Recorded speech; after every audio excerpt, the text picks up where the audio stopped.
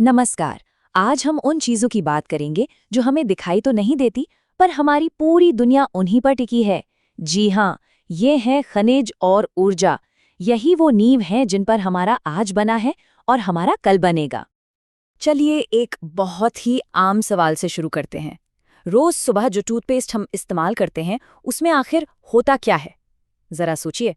इसका जवाब शायद वैसा नहीं है जैसा हम सोचते हैं, और ये काफी दिलचस्प है।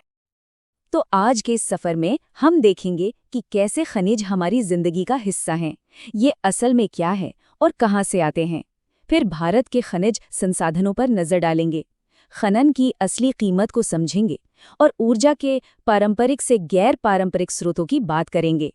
और सबसे जरूरी, हम भविष्य के लिए इन्हें कैसे बचा सकते हैं। तो पहला पड़ाव है खनिज और हमारी जिंदगी। जैसा कि कहा, टूथपेस्ट से लेकर ट्रेनों तक ये हर जगह हैं, बस हम ध्यान नहीं देते। तो ये रहा उस सवाल का जवाब। देखिए, एक मामूली से टूथपेस्ट में कितनी सारी चीजें हैं। दांतों को साफ करने के लिए सिलिका, चूना पत्थर, सफेदी के लिए टाइटेनियम ऑक्साइड, और वो जो चमक आती है ना, वो अभ्रक की वजह से है। यहाँ तक कि जिस प्लास्टिक ट्यूब में ये आता है, वो भी पेट्रोलियम से बनता है, जो खुद एक खनिज ईंधन है। कमाल है ना? और ये सिर्फ टूथपेस्ट की बात नहीं है। जरा अपने आसपास नजर दौड़ाइए। एक छोटी सी सुई से लेकर बड़ी बड़ी इमारतें, गाड़ियां, ट्रेनें, जहाज, सब कुछ, हर एक चीज किसी न किसी खनिज से ही बनी है। जैसे हिबन की कहानी है, जिसने गुवाहाटी में पहली बार बसें देखीं। ये बसें, ये सड़कें, ये पूरा ढांचा सब लोहा और एल्यूमिनियम जैसी धातुओं पर ही तो खड़ा है। अगला सवाल, आखिर ये खनिज है क्या और मिलते कहाँ हैं? चलिए पृथ्वी के इन छुपे हुए खजानों के बारे में जानते हैं। अगर भूवैज्ञानिकों की भाषा में कहें तो खनिज एक ऐसी प्राकृतिक चीज है जिसकी अपनी एक खास बनावट होती है। सोचिए, एक तरफ दुनिया का सबसे कठोर हीरा है और दूसरी तरफ सबसे मुलायम टैल्क पाउडर, और ये दोनों ही खनिज हैं। तो ये मिलते कैसे हैं? देखिए, इसके कई तरीके हैं। कभी ये चट्टानों की दरारों में मिलते हैं, जैसे तांबा और जिंक। कभी ये परतों में जमे होते हैं, जैसे कोयला।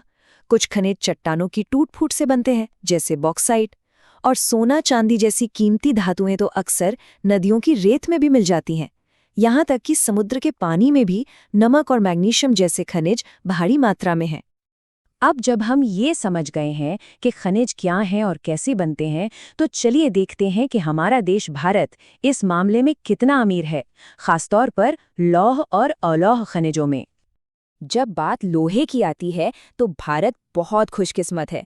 हमारे पास बहुत अच्छी क्वालिटी का लौह अयस्क है, जो किसी भी इंडस्ट्री की रीढ़ होता है। इसमें भी दो खास तरह के अयस्क हैं, मैग्नेटाइट, जो सबसे अच्छा माना जाता है और बिजली उद्योग के लिए बेहतरीन है, और हेमेटाइट, जो सबसे ज्यादा इस्तेमाल होता है। अच्छा, अब अलौह खनिजों की बात करते हैं। बॉक्साइट, जिससे एल्यूमिनियम बनता है, उसके उत्पादन में ओडिशा का दबदबा है। देखिए, 65%, मतलब आधे से भी कहीं ज्यादा बॉक्साइट सिर्फ एक ही राज्य से आ रहा है। एल्यूमिनियम से जुड़ा एक बड़ा मजेदार किस्सा है। जब इसकी नई नई खोज हुई थी तो ये सोने से भी ज्यादा कीमती था। सम्राट नेपोलियन तृतीय अपने कपड़ों पर एल्यूमिनियम के बटन और हुक लगाते थे, जबकि उनके मेहमानों को सोने चांदी के बर्तनों में खाना दिया जाता था। सोचिए, टेक्नोलॉजी कैसे चीजों की कीमत बदल देती है। इसी तरह मैंगनीज है, जो स्टील बनाने के लिए बहुत जरूरी है। इसका सबसे ज्यादा उत्पादन मध्य प्रदेश और महाराष्ट्र से होता है। ये दोनों राज्य मिलकर ही आधे से ज्यादा मैंगनीज का उत्पादन करते हैं। लेकिन इन कीमती खनिजों को जमीन से निकालने की एक बहुत बड़ी कीमत चुकानी पड़ती है। ये कीमत इंसानी जिंदगी और हमारे पर्यावरण दोनों को चुकानी पड़ती है। दरअसल खनन को अक्सर एक घातक उद्योग यानी किलर इंडस्ट्री भी कहा जाता है, और इसके पीछे की वजह बहुत ही गंभीर है। खदान में काम करने वाले मजदूर लगातार धूल और जहरीले धुएं में सांस लेते हैं, जिससे उन्हें फेफड़ों की बीमारियां हो जाती हैं। हमेशा खदान की छत गिरने, पानी भर जाने या आग लगने का खतरा बना रहता है, और इसका असर सिर्फ मजदूरों पर नहीं, पर्यावरण पर भी पड़ता है। पानी के स्रोत जहरीले हो जाते हैं, जमीन बंजर हो जाती है और नदियां प्रदूषित हो जाती हैं। इसका एक बहुत ही भयानक उदाहरण है रैट होल माइनिंग। जोवाई और चेरापूंजी जैसी जगहों पर लोग कोयला निकालने के लिए चूहे के बिल जैसी पतली पतली सुरंगें खोदते हैं। ये बेहद खतरनाक है और इसमें मजदूरों की जान जाने का खतरा हमेशा बना रहता है। तो खनिजों के बाद अब बात करते हैं ऊर्जा की।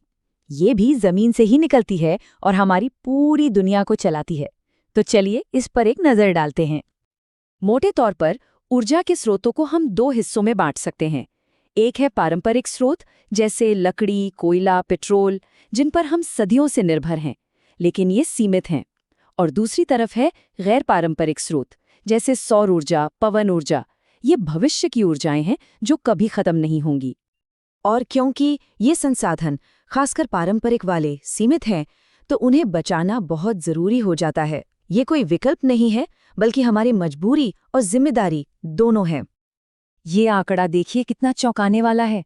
हमारे खाने में खनिजों का हिस्सा सिर्फ 0.3% होता है, लेकिन अगर ये ना हो तो हमारा शरीर बाकी 99.7% खाने को भी इस्तेमाल नहीं कर सकता। ये इतने छोटे होकर भी इतने जरूरी हैं। यही बात खनिजों पर भी लागू होती है। इन्हें बनने में लाखों साल लग जाते हैं, लेकिन हम इन्हें बहुत तेजी से खत्म कर रहे हैं। जिस रफ्तार से हम इनका इस्तेमाल कर रहे हैं, उस रफ्तार से ये दोबारा कभी नहीं बन सकते। तो फिर रास्ता क्या है? रास्ता साफ है। हमें संसाधनों का इस्तेमाल सोच समझकर एक योजना के साथ करना होगा। हमें टेक्नोलॉजी को बेहतर बनाना होगा, धातुओं को रिसाइकल करना होगा, और सबसे जरूरी सौर और पवन ऊर्जा जैसे नवीकरणीय स्रोतों की तरफ तेजी से बढ़ना होगा। और आखिर में यह हमें एक बहुत ही दमदार सोच के साथ छोड़ जाता है कि सबसे बेहतरीन ऊर्जा वो है जिसे हमने कभी इस्तेमाल ही नहीं किया। सीधी सी बात है, ऊर्जा की बचत ही असल में ऊर्जा का उत्पादन है। ये बात वाकई सोचने पर मजबूर करती है ना?